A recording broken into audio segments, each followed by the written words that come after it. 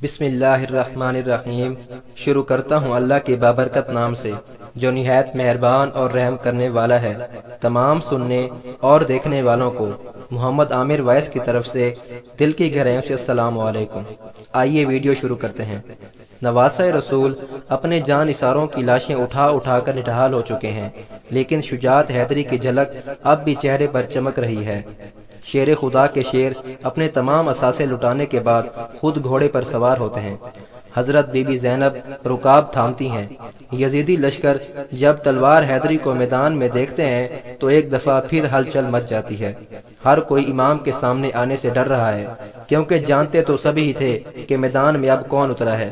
سبھی نے پیغمبر خدا حضرت محمد صلی اللہ علیہ وسلم کا فرمان سن رکھا تھا کہ حسین مجھ سے ہے اور میں حسین سے ہوں، لیکن بدبختوں کی آنکھوں پر لالچ اور طمع نے پردہ ڈال رکھا تھا۔ ہر کوئی دربار یزید میں اونچا مقام اور انعام و اکرام حاصل کرنا چاہتا تھا، لیکن تاریخ نے ایسی بزدل فوج نہ دیکھی۔ سبھی ایک دوسرے کا منہ دیکھ رہے ہیں کہ شاہ سوار کربلا کا مقابلہ کون کرے گا۔ شجاعت حیدری کے وارث کو دیکھ کر یزیدی فوج نے نہ صرف انفرادی جنگ بند کر دی بلکہ اجتماعی حملہ کرنے کی بھی کسی کی جرأت نہ ہو رہی تھی۔ جی ہاں، یہ وہی شاہ سوار ہیں کہ جن کے بچپن ہی میں ان کی شہادت کی خبریں عام تھی۔ ایک دفعہ حضرت جبرائیل امین حضور اکرم صلی اللہ علیہ وسلم کی بارگاہ میں حاضر تھے کہ وہاں حضرت امام حسین بھی تشریف لے آئے اور حضور صلی اللہ علیہ وسلم کی مبارک گود میں بیٹھ گئے۔ جبرائیل امین نے عرض کیا، اے اللہ کے رسول، آپ کی امت آپ کے اس بیٹے کو شہید کر دے گی۔ حضرت جبرائیل علیہ السلام نے مقام شہادت بھی بتایا اور مٹی بھی پیش کی۔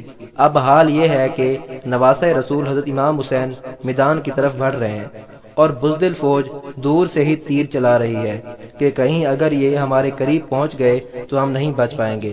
امام علی مقام کو تیر لگ چکے ہیں۔ شمشیر حیدری پر پورا لشکر یکبارگی سے حملہ آور ہوتا ہے۔ خوف کے مارے فوجیوں کی گردنیں کٹ رہی ہیں۔ سینکڑوں یزیدی فوجی جہنم واصل ہو چکے ہیں کہ اچانک امام علی مقام کو اذان کی آواز آئی اور آپ نے اپنی تلوار روک دی اور نماز پڑھنے کی مہلت مانگی۔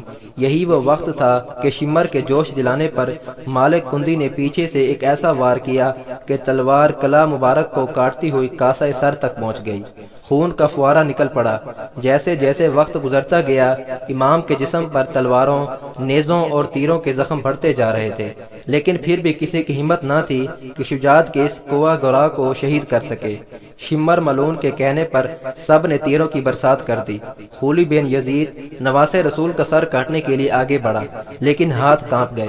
پھر شکی القلب بدبخت اور ذلیل سنان بن انس آگے بڑھا اور انعام و کرام کی لالچ میں امام علی مقام کا سر تن سے جدا کیا۔ ملعون ابن زیاد کے حکم پر تمام سر نیزوں پر چڑھا دیے گئے اور جسم اطہر کو گھوڑوں کی ٹاپوں تلے پامال کیا گیا۔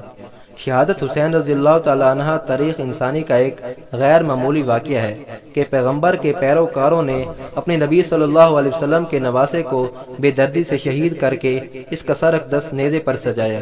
یہی نہیں، خاندان رسول صلی اللہ علیہ وسلم کے شہزادوں اور اصحاب حسین کو بھی اپنے انتقام کا نشانہ بنا کر انہیں موت کے گھاٹ اتار دیا۔ نواسہ رسول حسین ابن علی رضی اللہ تعالی عنہ اور ان کے 72 جان نثاروں کے خون سے کربلا کی ریت ہی سرخ نہیں ہوئی، بلکہ اس سرخی نے ہر چیز کو اپنی لپیٹ میں لے لیا۔ محدثین بیان کرتے ہیں کہ امام علی مقام کی شہادت پر نہ صرف دنیا روئی، زمین و آسمان نے بھی اپنے آنسو بہائے۔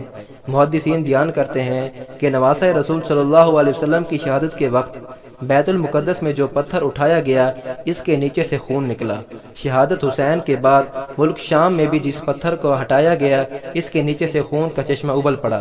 محدثین کا کہنا ہے کہ شہادت حسین پر پہلے آسمان سرخ ہو گیا، پھر سیاہ ہو گیا۔ امام طبرانی معجم الکبیر میں محمد بن سیرین سے روایات کرتے ہیں کہ حضرت امام حسین رضی اللہ تعالیٰ عنہ کی شہادت کے وقت آسمان پر سرخی چھا رہی ہے۔ اس کے علاوہ امام بہقی رحمۃ اللہ علیہ نے اپنی کتاب دلائل النبوہ میں یہ روایات نقل کی ہے کہ حضرت علی بن مسیر نے اپنی دادی سے یہ روایات کی ہے کہ انہوں نے کہا کہ حضرت امام حسین رضی اللہ تعالیٰ عنہ کے زمانے میں کم عمر 2 شیزاں تھی۔ اس وقت آسمان کئی دنوں تک جمے ہوئے خون کی مانند ہو گیا تھا۔ حضرت امام حسین کی شہادت کے بعد سید زیادیوں کو قیدی بنا لیا جاتا ہے۔ اب اسیران کربلا کا قافلہ شہیدوں کے سروں کے ساتھ کوفہ کی جانب روانہ ہو جاتا ہے۔ ادھر کربلا کی ریت پر سید زادوں کے جسم بغیر سروں کے بے گود و کفن بکھرے پڑے ہیں۔ اللہ اکبر۔ تاریخ گواہ ہے کہ شہادت کے 3 دن بعد 13 محرم کو مقام غزریہ سے قبلہ بنی اسد سے خواتین دریائے فرات پر پانی لینے آئی تو انہوں نے بغیر سروں کے جسموں کو بکھرے دیکھا تو سب کی چیخیں نکل گئیں۔ واپس گھروں کو لوٹیں اور اپنے مردوں کو بتایا کہ خاندان نبوت کی لاشیں بکھری پڑی ہیں، ہمیں ان کو دفنانا چاہیے۔ چنانچہ کچھ مرد ان کے ساتھ میدان کربلا پہنچے اور قبریں کھودنا شروع کر دی۔ سبھی جنازہ پڑھنے کے لیے تیار تھے کہ اتنے میں ایک گھڑ سوار شخص آیا اور حضرت امام حسین کے جسم کے ساتھ لپٹ کر رویا۔ اس شخص کا رعب و دبدبہ اتنا تھا کہ ان کے لیے مصلی خالی کر دیا گیا۔ انہوں نے نماز جنازہ پڑھایا اور پھر ایک ایک جسم کو نام سے پکارتے اور دفن کرتے رہے۔ سب سے آخر میں حضرت عباس علمدار کو دفنایا گیا۔ جب وہ گھڑ سوار جانے لگا تو قبیلہ بنو اسد نے پوچھا کہ آپ کون ہیں؟ جواب ملا، میں علی ابن حسین ہوں۔ یہ کہہ کر چل دیے اور نظروں سے اوجھل ہو گئے۔ ناظرین، اس امید کے ساتھ اجازت چاہوں گا کہ یہ ویڈیو آپ کو پسند آئی ہوگی۔ اگر یہ ویڈیو آپ کو پسند آئی ہو تو ہمارے چینل محمد عامر وائس کو ضرور سبسکرائب کر دیں تاکہ تمام نئی آنے والی ویڈیوز سب سے پہلے آپ تک